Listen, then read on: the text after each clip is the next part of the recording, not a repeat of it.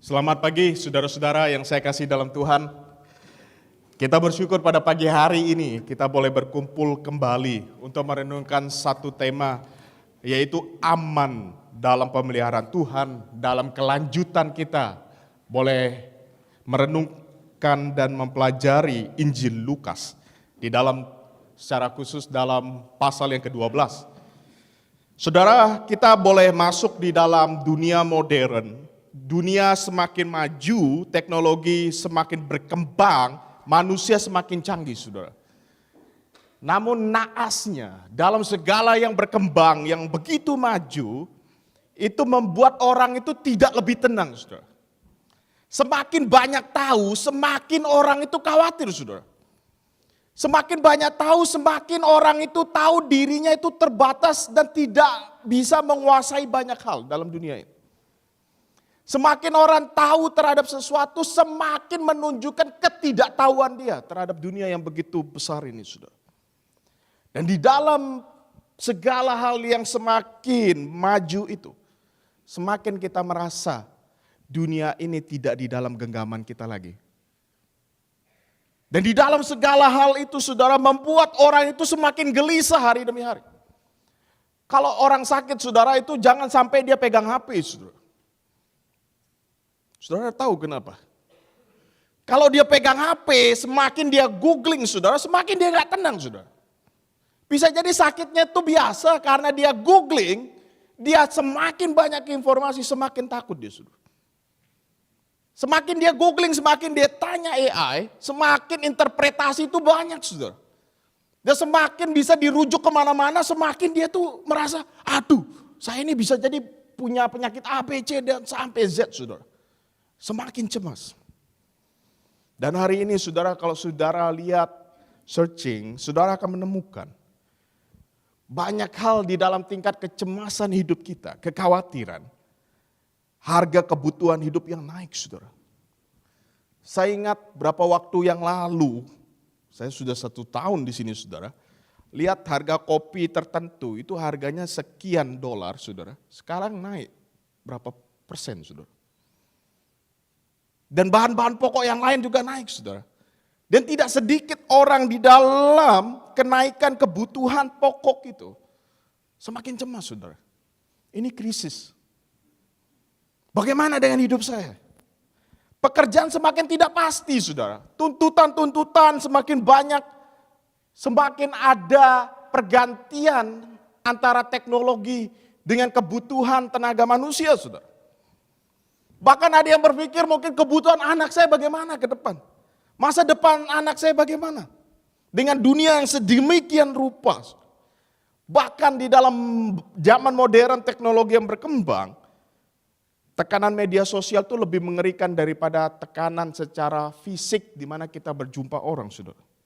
Orang sangat takut dibenci melalui media sosial daripada dia dibenci di dunia nyata, saudara. Karena lebih banyak waktu dihabisin di dunia sosial daripada dunia nyata, saudara. Jadi ada ketakutan. Standar hidup yang semakin naik. Dan tidak sedikit pada saat ini saudara mungkin berpikir, waduh ini cicilan saya bagaimana. Saudara mungkin di gereja ini lagi mikir cicilan saya bagaimana sekarang. Bahkan takut ketika dibandingkan dengan orang lain lebih maju dari saya dan sebagainya. Saudara, ini kecemasan zaman kita pada saat ini. Saudara perlu tahu dalam konteks Lukas 12, di situ juga Yesus berbicara kepada para murid, para orang yang mengikuti dia, saudara. Di tengah dunia yang tidak pasti, saudara. Saudara tahu orang abad pertama itu hidup sebagai petani dan buruh, saudara. Kebanyakan. Dan kebanyakan pada waktu itu yang mendengarkan pengajaran Yesus, itu adalah petani dan buruh. Tidak ada jaminan di dalam hidup mereka, bahwa apapun yang dia lakukan sebagai petani dan buruh itu menjamin kelangsungan hidupnya, saudara. Kenapa? Namanya petani, saudara. Dia nggak bisa mengontrol segala situasi, bahwa apa yang dia lakukan, itu akan menghasilkan sesuatu, saudara. Saudara bisa bayangin sekarang zaman begitu canggih ketika kita ngomong soal pertanian saudara. Itu lebih aman daripada sekian ribu tahun yang lalu saudara. Dimana ketika ada situasi tertentu mereka nggak bisa kontrol bahwa pertanian mereka itu akan berjalan dengan baik dan menghasilkan sesuatu untuk hidup mereka saudara. Karena mereka nggak bisa kontrol alam saudara. Mereka nggak punya alat canggih supaya semua berjalan dengan lancar. Maka hari demi hari, musim demi musim dalam pertanian pada waktu itu sangat bergantung dan bersandar kepada apa? Kepada tangan yang tak terlihat, saudara. Karena dia nggak bisa ngontrol sesuatu, ada dari alam, ada serangan dari hama dan sebagainya, saudara. Dia nggak bisa kontrol. Hidupnya penuh dengan ketidakpastian, saudara. Dan buruh harian juga sama saudara. Dia cuma bersandar kepada sesuatu yang dapat memberikan dia pekerjaan. Kalau enggak, bagaimana dengan hidupnya saudara? Saudara bayangin di tengah situasi yang demikian ketidakpastian. Firman ini berbicara kepada mereka. Dan di dalam konteks yang lebih luas saudara. Mereka sedang dalam penjajahan Romawi. Orang yang hidup dalam penjajahan itu enggak gampang saudara. Hidupnya penuh dengan keterbatasan. Seakan-akan hidup mereka itu bukan milik mereka, saudara. Tapi milik penjajah di atas mereka. Sehingga banyak hal yang mereka kerjakan sebagai petani, sebagai buruh, kadang tidak mendapatkan sesuatu untuk diri mereka. Tapi untuk pemerintahan yang menjajah mereka, saudara. Mereka penuh tekanan, penuh penderitaan. Sehingga ketika mereka ditanya, apakah ada hari esok dalam hidupmu, saudara? Gak akan ada berani mereka bilang, iya hari esok saya penuh dengan jaminan, saudara. Mereka khawatir. Yang mereka khawatir tuh bukan soal rumah, saudara. Hal yang sederhana, yaitu pemakanan. Mereka takut hari ini mereka bisa makan, besok mereka tidak bisa makan, saudara. Karena tekanan penjajahan Romawi pada waktu itu dan kehidupan mereka yang demikian rupa, saudara. Dan di tengah segala kondisi itu firman Tuhan berbicara, saudara. Janganlah khawatir akan hidupmu, saudara. Perkataan ini sesuatu yang luar biasa di tengah kondisi yang mereka hadapi. Mereka membutuhkan ketidakpastian hidup soal makanan, soal yang mengenakan di dalam badan mereka, baju, pakaian. Mereka bergumul soal itu, saudara. Tapi firman Tuhan berbicara kepada mereka. Yesus berkata, janganlah khawatir akan hidupmu. Saudara mungkin berpikir, Yesus ini bercanda apa tidak, saudara? Saudara bisa bayangin dalam kondisi yang sulit demikian. Yesus tiba-tiba berkata, jangan khawatir akan hidupmu. Kalau saudara dalam posisi orang pada waktu itu, saudara mungkin berpikir Yesus ini bercanda apa tidak, saudara? Karena kondisi yang mereka tidak gampang. Tapi saudara ada yang menarik di sana. Kalau saudara baca ayat 22 di situ, ketika Yesus berkata kepada murid-muridnya, karena itu, saudara. Itu kata kunci penting, saudara. Seringkali Alkitab ketika memulai satu chapter yang baru, karena itu, atau dalam bahasa Inggris itu therefore, itu menunjukkan sesuatu logis, berpikir logis, kesimpulan. Sesuatu yang disimpulkan dari sesuatu yang ada di atasnya, saudara. Dan saudara, sebelum ayat yang kita baca tadi, itu ada kisah yang Yesus berikan, sebuah perumpamaan. Orang kaya yang bodoh, saudara. Dalam ayat 13-21. Dan yang menarik di situ, saudara.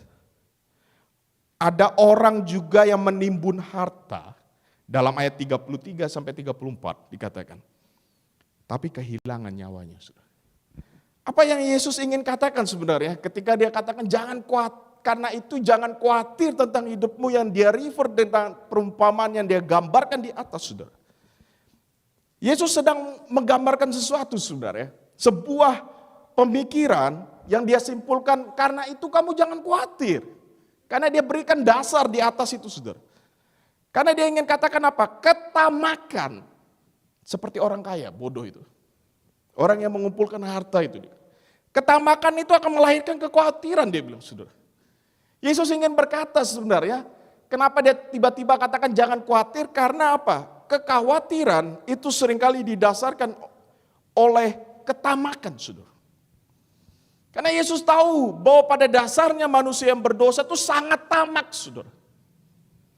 Tamak itu sesuatu yang tidak bisa dilepaskan dari manusia. Manusia itu sangat tamak, saudara, serakah. Serakah itu bukan berarti kita nggak boleh ambisius, saudara ya. Serakah ini lebih kepada saudara tidak pernah mensyukuri apa yang saudara ada, saudara. Saudara cuma bisa ngeluh, dikasih motor ngeluh. Waduh, saya kehujanan naik motor, kalau bisa mobil. Dikasih mobil ngeluh, saudara. Macet, minta pesawat, saudara. Dikasih pesawat, saudara, ngeluh lagi. Waduh, udara ini tiba-tiba ada sesuatu guncang ketika naik pesawat, enggak nyaman juga. Saudara mau apa terus? Itu manusia tamak, saudara. Melahirkan kekhawatiran, kata Yesus.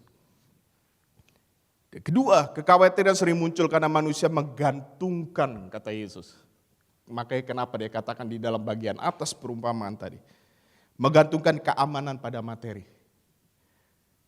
Itu pada dasarnya manusia yang rusak oleh dosa. Yesus berkata kekhawatiran muncul karena apa? Mereka merasa kalau mereka punya banyak uang, mereka aman, saudara. Karena sekali lagi konteks pada waktu itu sangat miskin orang, saudara. Bergantung pada uang, sehingga dalam konsep mereka budaya sosial pada waktu itu, kalau punya banyak uang, tenang, saudara. Memang kita berkata, uang itu bukan segalanya, saudara. Tapi kalau saudara balik, segalanya butuh uang, betul ya, saudara. Tapi Yesus ingin katakan bukan berarti saudara nggak butuh uang di situ. Dia ingin katakan apa? Kekhawatiran muncul karena kita seringkali menggantungkan hidup kita kepada materi, kepada uang itu. Dan Yesus katakan orang kaya itu punya lumbung penuh, saudara, bayangin. Saudara ingat, makanya kenapa dikatakan jangan kamu khawatir soal pemakanan mereka, saudara. Orang kaya ini punya apa? Lumbung penuh, saudara. Berarti dia apa? Gak akan kelaparan, saudara. Gak akan kelaparan. Tapi dia tidak aman, saudara. Mengapa?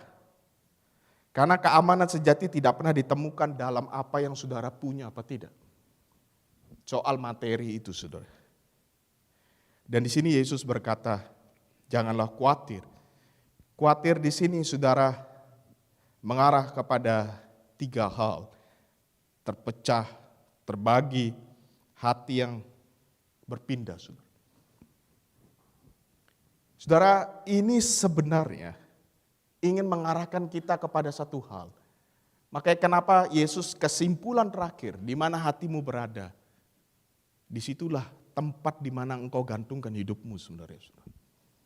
Jadi sebenarnya secara sederhana ingin dikatakan di dalam teks yang dibacakan tadi, jangan engkau khawatir, itu berbicara soal di mana engkau meletakkan imanmu di dalam hidup ini, saudara.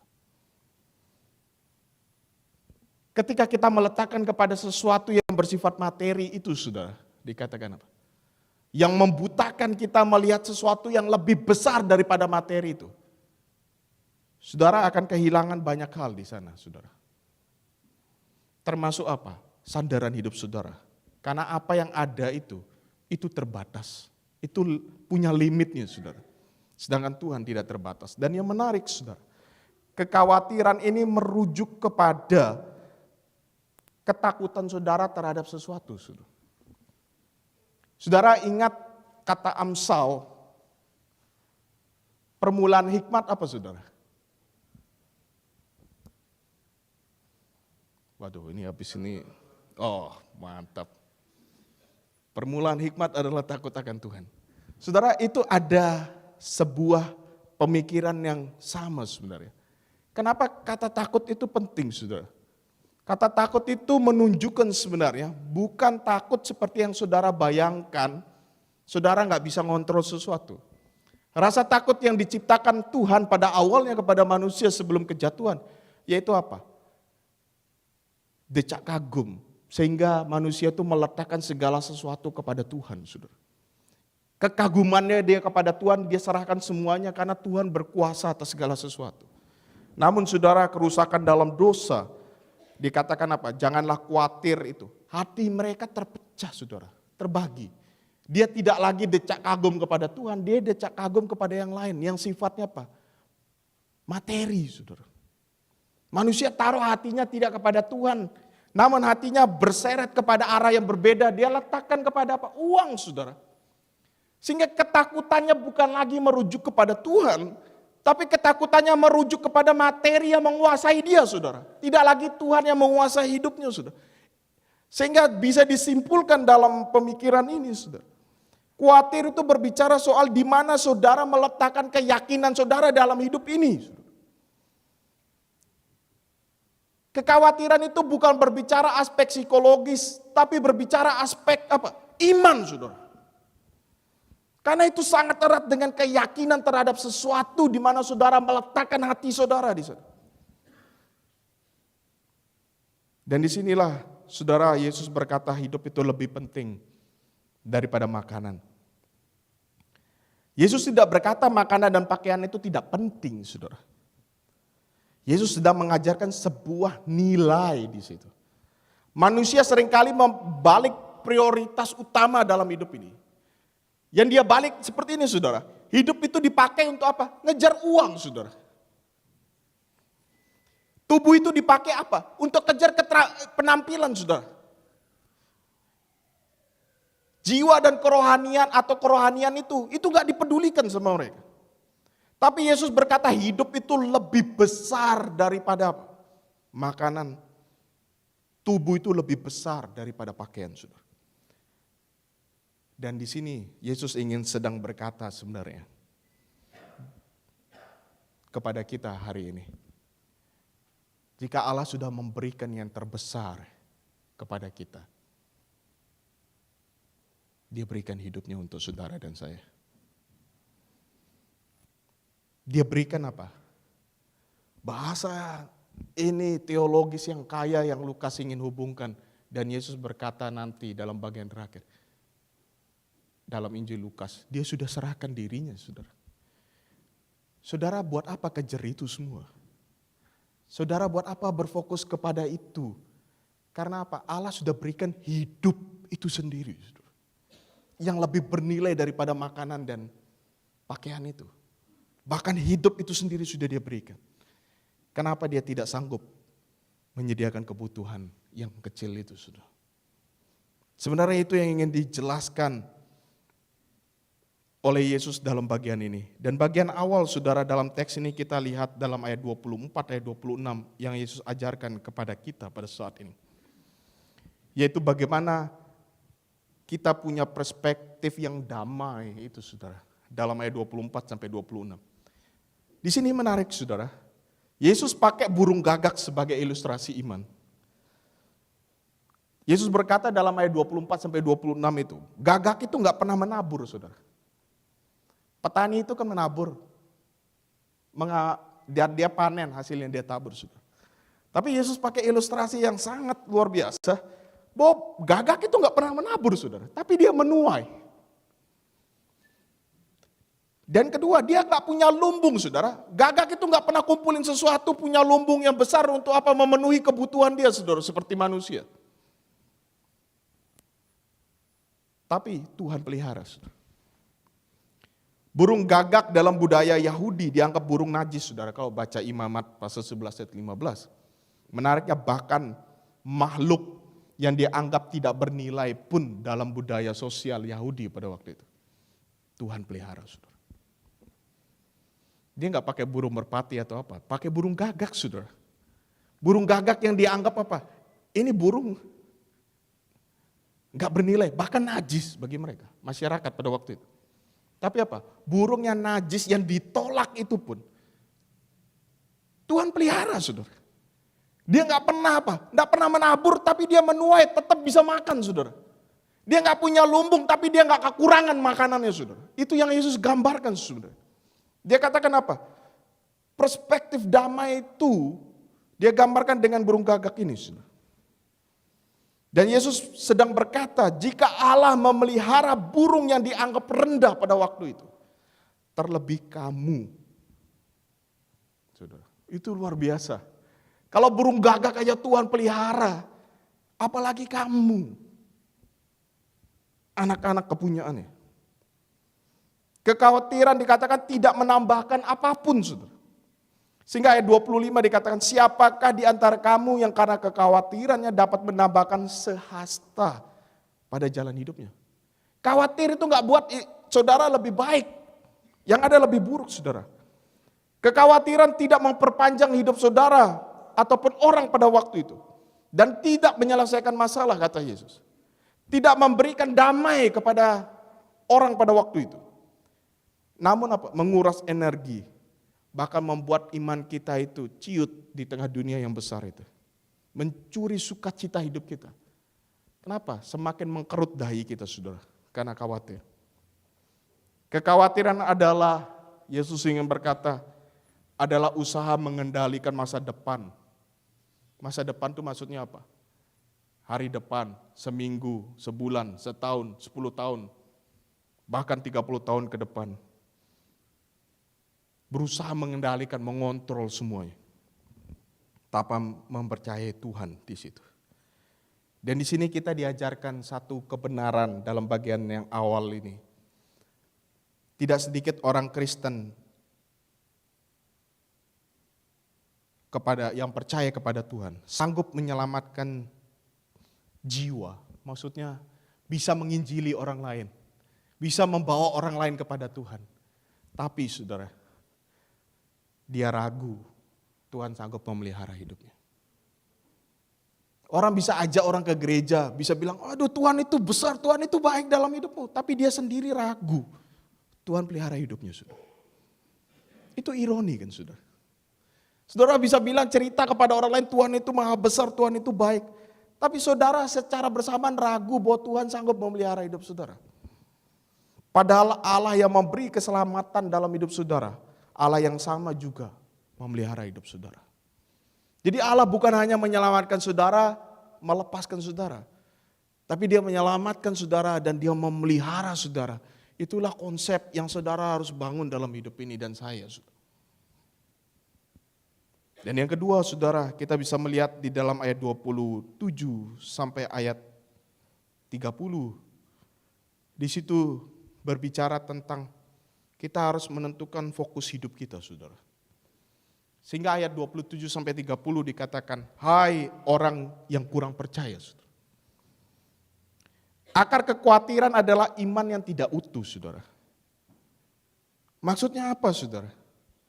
Khawatir seringkali berarti saya percaya Tuhan ada, tapi saya tidak yakin Tuhan akan bertindak dalam hidup saya.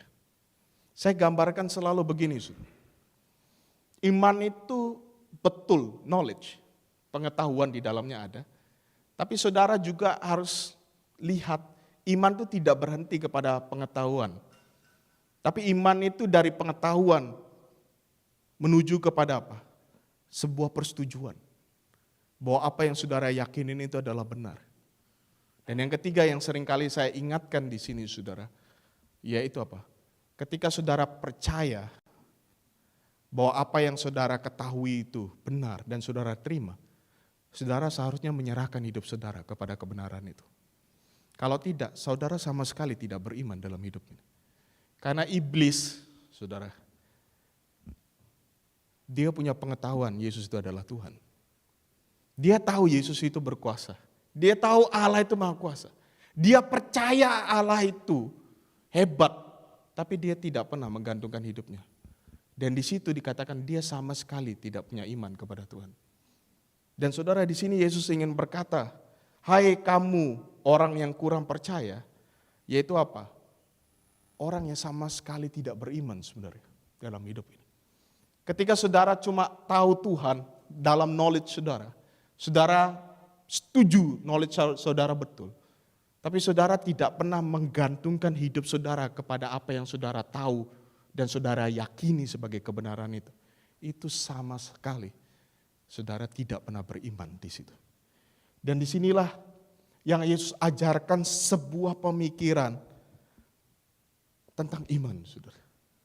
Bahwa kita seringkali kejebak. Bahwa apa? Waduh, tahu Tuhan itu besar, saudara. Wah, saya setuju bahwa Tuhan itu besar, Tuhan itu berkuasa. Tapi saya tidak pernah menggantungkan hidup saya kepada Tuhan yang besar. Karena apa? Masalah itu saya lihat lebih besar daripada Tuhan. Ini masalah, saudara. Dan ini Yesus berkata, Pak, fokusmu itu salah. Engkau tidak sungguh-sungguh meyakini aku. Engkau tidak sungguh-sungguh beriman karena iblis pun melakukan hal yang sama. Sehingga Yesus menantang murid-murid pada waktu itu untuk percaya kepada Bapa yang penuh kasih itu dan adil itu, saudara. Sehingga dalam ayat 30 Yesus berkata, semua itu, dia katakan, dicari bangsa-bangsa di dunia. Kata mencari ini sangat obsesif sekali, saudara. Apa? Dunia itu mengejar itu semua, mengejar segala hal, tapi melupakan Tuhan di atas segala sesuatu.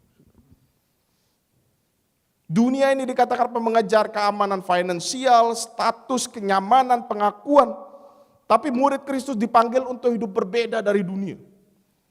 Orang percaya tidak hidup berdasarkan ketakutan terhadap sesuatu yang salah.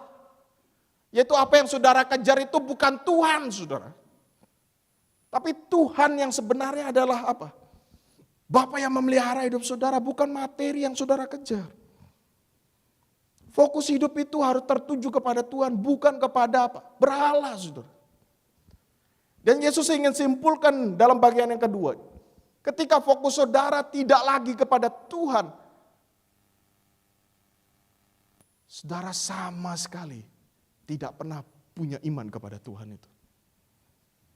Ketika saudara tidak meletakkan Tuhan sebagaimana Tuhan di dalam hidup ini, dia bukan Tuhan sama sekali, saudara.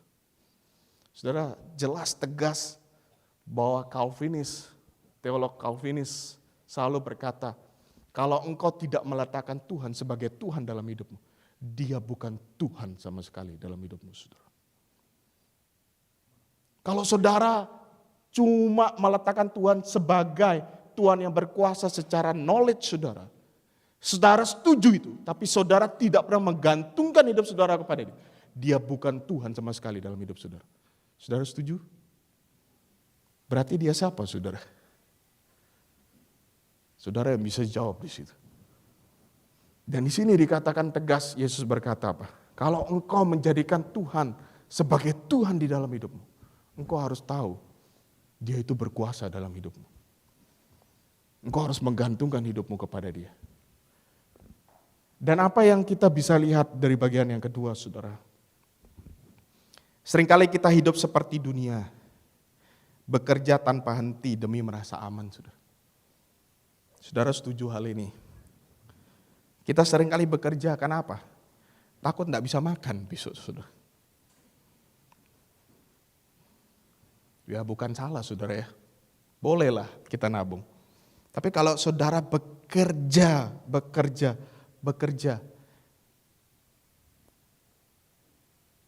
secara obsesif di situ, saudara lupa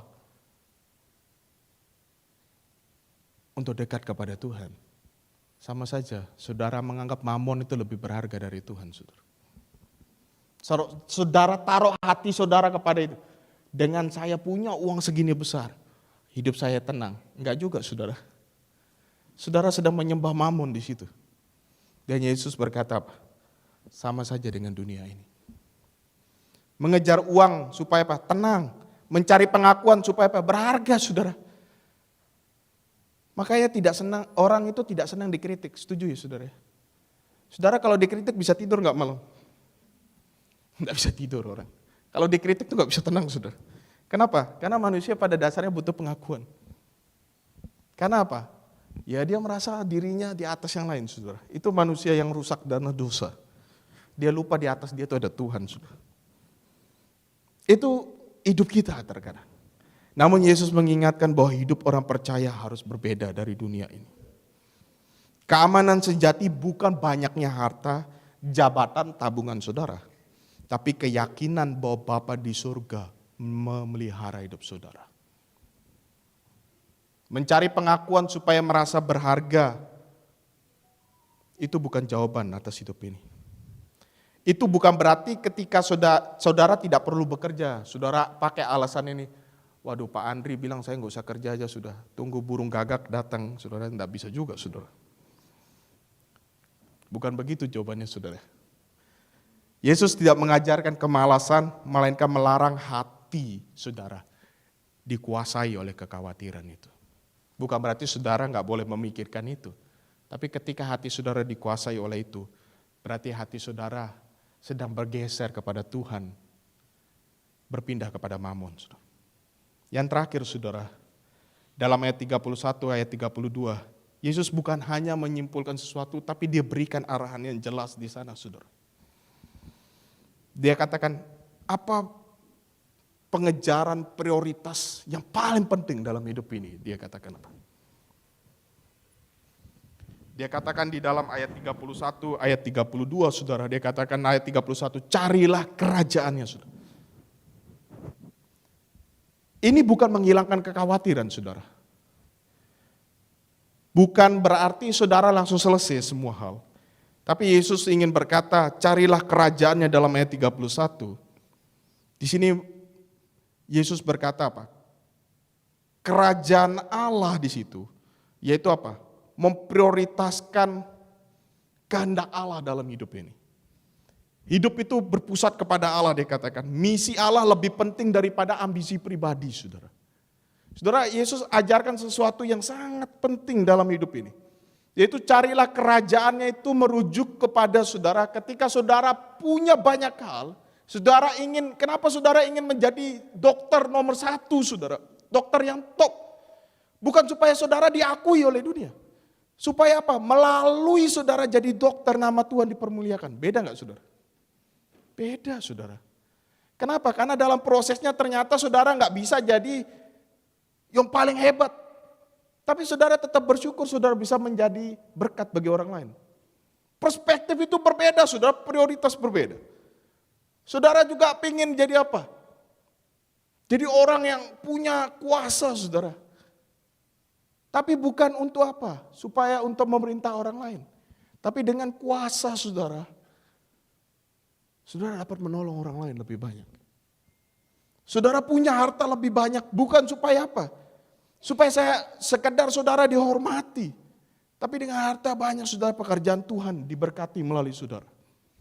Itu perspektif yang dikatakan oleh Yesus, carilah kerajaannya. Dan di situ dikatakan apa? Maka semuanya itu akan ditambahkan padamu, ayat 31. Ini bukan janji hidup mewah saudara. Bukan. Ini janji bahwa Tuhan memelihara saudara. Bahwa dengan saudara fokus kepada itu, apapun yang saudara jalani, saudara harus percaya itu semua di bawah pemeliharaan Tuhan. Allah tidak selalu memberi apa yang saudara inginkan. Tapi Ia selalu memberikan apa yang kita butuhkan. Dia untuk apa? Menggenapi kehendaknya dalam hidup saudara dan saya. Dan di dalam ayat 32 disimpulkan dalam bagian itu saudara. Kristus adalah penyedia yang terbesar itu. Itu menunjuk kepada Yesus, Allah tidak hanya memberikan makanan, pakaian, kebutuhan jasmani, tapi Dia berikan anaknya sendiri untuk saudara. Itu adalah bukti terbesar bahwa Allah peduli kepada saudara dan saya. Kalau saya ingin katakan pinjam bahasanya Timothy Keller saudara, the prodigal God, dia katakan dalam salah satu bukunya. Allah itu adalah Allah yang boros saudara. Kenapa? Dia gelontorkan yang paling berharga dalam hidupnya saudara. Yaitu apa? Anaknya satu-satunya untuk saudara dan saya. Kenapa yang paling berharga sudah diberikan, saudara masih bertanya, Tuhan ada yang lain lagi enggak? Saudara mencoreng Tuhan itu. Ini yang dikatakan Yesus dalam bagian terakhir. Sehingga Roma 8 ayat 32 berkata, Ia yang tidak menyayangkan anaknya sendiri, bagaimana mungkin, kata Paulus, ia tidak mengaruniakan segala sesuatu kepada kita bersama-sama dengan dia, saudara. Salib adalah jaminan bahwa Allah melihat kebutuhan terdalam dalam manusia dan ia bertindak untuk menyelamatkan kita semua. Oleh karena itu dikatakan mencari kerajaan Allah bukan menjadikan Tuhan. Mencari kerajaan Allah berarti menjadikan Tuhan segala-galanya dan sebagai Tuhan dalam hidup saudara. Banyak orang ingin Tuhan memberkati hidupnya, tapi tidak mau menjadikan Tuhan prioritas hidupnya. Perhatikan saudara. Tuhan hanya Doraemon yang ketika saudara butuh, saudara datang nangis seperti Nobita. Tolong Tuhan selesaikan masalah saya dengan keajaibanmu. Atau saudara Tuhan sebagai jin botol yang saudara usap-usap. Tuhan, muncullah, saya minta permintaan.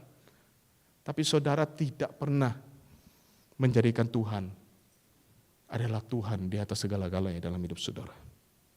Yesus mengajarkan bahwa ketika kerajaan Allah menjadi yang utama, maka hati kita tidak lagi diperbudak oleh ketakutan itu.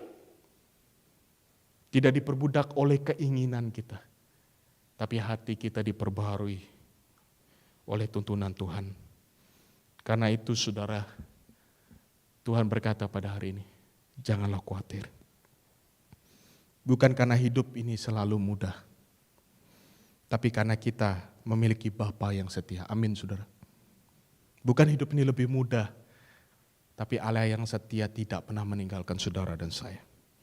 Iman bukan berarti tidak ada masalah. Iman berarti adalah percaya bahwa di tengah masalah Tuhan memegang hidup saudara. Berjalanlah di tengah badai dunia ini dan berkatalah, Allah saya lebih besar daripada dunia ini. Dan dia adalah Tuhan di atas segala Tuhan dan Tuhan yang berkuasa dalam segala hal. Kiranya Tuhan memberkati saudara dan saya dalam menjalani hidup ini. Mari kita berdoa bersama untuk firman Tuhan pada hari ini.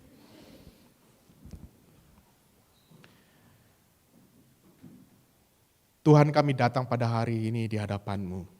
Engkau tahu isi hati kami. Engkau tahu apapun yang menjadi berhala dalam hidup ini. Engkau tahu di mana hati kami terletak pada saat ini. Tuhan, tolong melalui firman-Mu agar kami sungguh-sungguh percaya kepada Engkau bahwa Engkau adalah Tuhan di atas segala-galanya. Engkau adalah Tuhan yang berkuasa dalam hidup kami. Tolong kami untuk percaya kepada Engkau, menggantungkan hidup kami sepenuhnya kepada Engkau dalam badai kehidupan ini.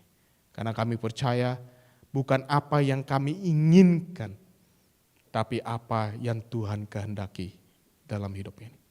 Terpujilah Engkau dari sekarang sampai selama-lamanya. Demi Yesus Kristus Tuhan dan Juru Selamat, kami berdoa dan bersyukur. Amin.